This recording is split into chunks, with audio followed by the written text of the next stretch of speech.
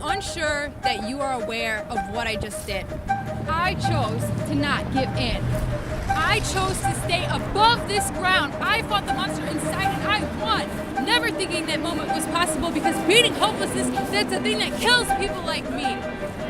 And people with mental illness, you don't understand. They suffer. People have no idea what it's like to feel the pain that we all feel. And the thing is, people that don't have it, they don't understand what this pain is. They have no idea what the pain is like. What the pain is contemplating your own life, deciding if it's time to die. You know what? I'm gonna give some of you the benefit of doubt, but let me tell you, the decision is not very easy. When you decide if you can live with the monster inside, and you know what? I'm gonna tell you, I did, and I survived. I fought the monster and I won. Not only one time, but countless times. I'm a survivor and nobody knows. I persevered, and you know what? I won. I'm going to keep fighting my battles, and I'm going to die when I'm supposed to, not by choice. When I was 13 years old, I had my first bout of depression. I didn't know what it was at the time, but I knew it was horrible and I never wanted to feel it again. I couldn't sleep. I couldn't sleep for 2 or 3 weeks, and I felt so sad. I felt so hopeless and alone that I started contemplating suicide. I even wrote letters to my family members addressing this issue. Thank goodness my grandma found them before I could do anything. My family, however, didn't take this very seriously. They dismissed it. They said I was moody, I was a teenager, I was emotional, and it was expected. My second break with psychosis was hearing voices, which is something also, people don't like to talk about, but I didn't know that at the time. And I told my friends about it. I said, I've been hearing this woman's voice for a very long time now, and she keeps calling my name, and I'm not really sure where she's at or where she's from, but I can hear it. And I asked if they could hear it too, and they just kind of stared at me. They called me crazy. They were just rude and impolite. They had no idea, what was going on. I didn't either. Hearing voices was another really big thing. I was 14 when I heard my first voice, and it was one of the scariest moments in my entire life. A woman said in my ear, "Bethany, Bethany, Bethany." I heard this for hours upon hours upon hours on end, and it drove me mad. I didn't know what it was, and I cried, and I cried, and I told my friends, and they looked at me like I was insane. Some of them made fun of me. Some of them wouldn't talk to me. They said I was this crazy girl who said she heard things that weren't there. I learned that youth were uneducated, that we as youth didn't have knowledge of mental illness. So as a kid, I just felt really hurt, and that my friends made fun of me and other people when I mentioned it. Most of the time from when I was 13 to 19, I had very little relief. Everything just kept getting worse and worse. The mania got higher, the lows got lower. I remember going to the emergency room one night. I really don't want to kill myself, but I want to kill myself, and I really need some help right now. And the nurse looked at me and she said, "Honey, if you say one more word right now, I'm going to strap you down to this table, and you're going to be sent somewhere, and you're probably not going to want to be there." I was terrified. I was terrified even to step into the hospital and tell her in the first place that I wanted to harm myself, because I didn't know what they would do. So when she threatened me like that, I just looked at her with my mouth open, and she said, "I think you're just having an anxiety attack. How about you say that to the doctor?" They sent me home again with just another prescription, and I learned yet again that some mental health professionals don't listen. They don't pay attention to your story, or they just have their own ideals of what a person with mental illness should look like or act like or be like. They also said because, you can differentiate between reality and your psychosis, that it's not that bad.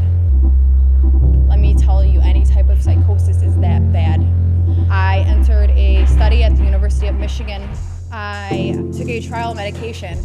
I was told, may help with my condition.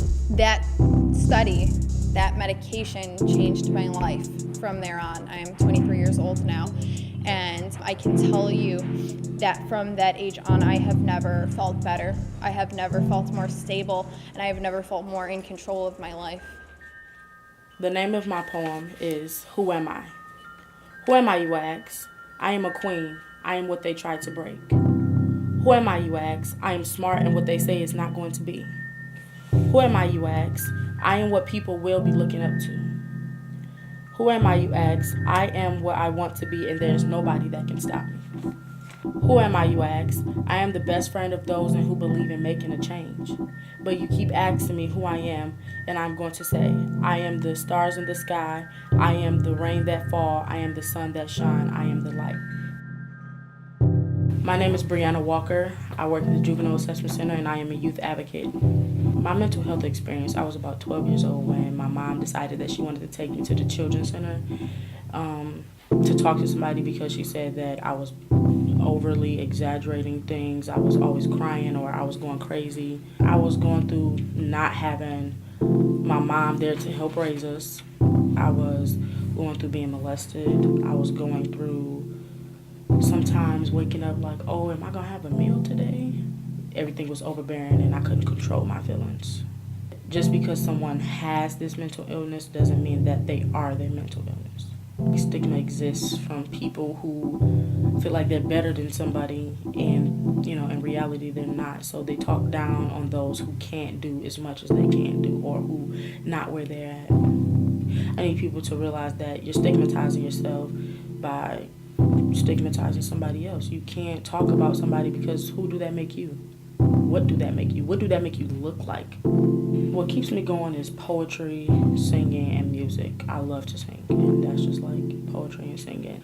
Being a youth advocate helped me in my recovery because I can see people that's going through a lot worse than me, which make me grateful, a lot more grateful to have what I have and be able to do what I do to help them help me. And they don't realize that me helping them is them helping me. So I'm getting therapy from somebody who's hurting. I need people to remember that be yourself. Don't strive to be somebody else, because being somebody else, you're still nothing.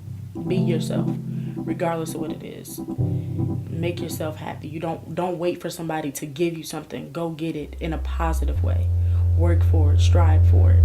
Just all in while you're doing that, stay you. Stay true to yourself, because nobody else can stay true to you better than you.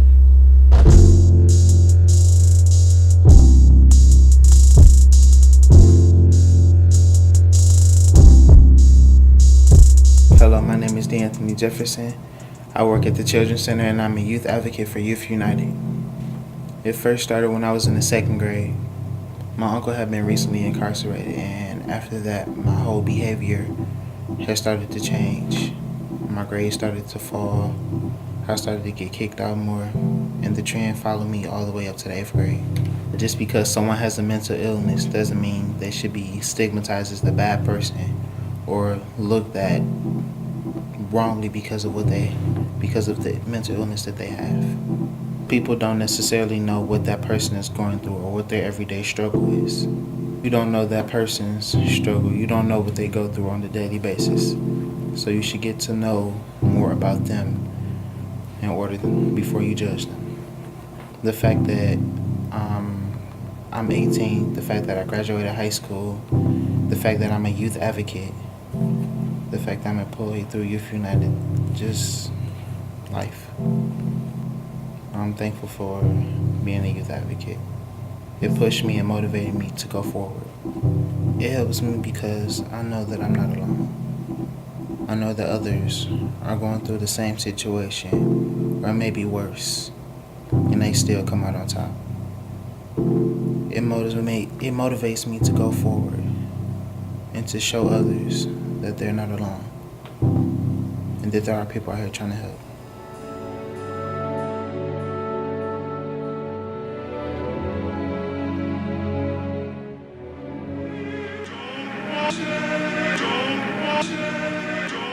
I was that lost little girl. who didn't know what it meant to be in this world. No love, No compassion. no security, No voice. no guidance. I was her. So I know what it's like, even though I'm this tall, I still feel like I was nowhere in sight. I was that pretty little girl, pretty little dress on, prettiest hairdos. But I was missing something, the beauty within. Now I stand tall to let every girl know that she is opportunity and don't let nobody tell you differently. As a shadow, I know what it means to not be seen. I mean, There's an outline. Where's the face to be recognized? I decided to One day stand up and let my voice be heard. You hear me? Bitch, they lost little Girl, lost, lonely, broken. no one to talk or turn to. put in the system and no one misses him. Sad. Struggling to make it in life, not knowing what the next move is. I still rise to the occasion. I was once insecure, Concealed. a puppet master, Solitary. faded into the background, but I have gathered the courage to be ambitious, Capable. determined, Motivated. okay with not fitting in, because I'm okay with standing out and being my own imperfect, unique self. Now it's time for us to be the voice. Reach out and speak for those who are trying to be heard. Empower the youth and the youth united.